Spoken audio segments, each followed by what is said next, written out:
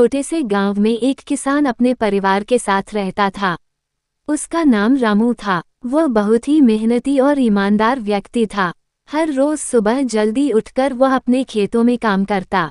उसकी खेती की जमीन बहुत छोटी थी, लेकिन वह उसे अच्छे से संभालता और फसल उगाने में बहुत मेहनत करता। रामू का एक छोटा सा खेत था, जिसमें वह गेहूं, चावल और सब्जियां उगाता था। उसका दिन सूर्योदय से लेकर सूर्यास्त तक खेतों में काम करते हुए बीतता था। वह हमेशा अपने काम को प्यार से करता था और यही उसकी खुशहाली का राज था। एक दिन गांव में एक बड़ा व्यापारी आया। व्यापारी ने गांव के किसानों से अपनी फसल बेचने के लिए प्रस्ताव दिया। व्यापारी ने रामू से कहा, तुम्हारे खेत में बहुत अच्छे फल और सब्जियां उगती हैं। मैं तुम्हें बड़ी कीमत पर खरीद सकता हूँ। तुम अपनी सारी फसल मुझे बेच दो और मैं तुम्हें एक अच्छा लाभ दूंगा। रामू कुछ देर चुप रहा।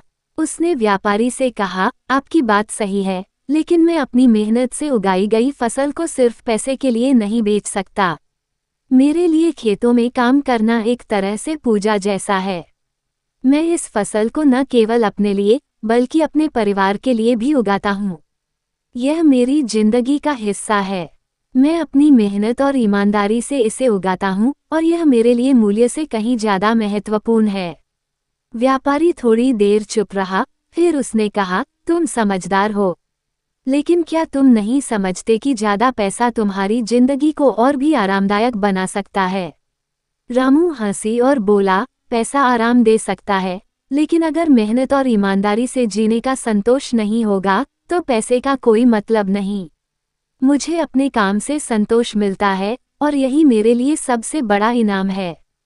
वह व्यापारी थोड़ा चौंका, फिर उसने रामू से कहा, तुम सच में एक अलग ही इंसान हो। तुम्हारे जैसी सोच के लोग कम होते हैं।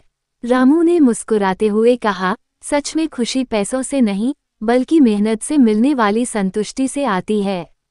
इस कहानी से यह शिक्षा मिलती है कि मेहनत और ईमानदारी से किया गया काम हमेशा सबसे कीमती होता है।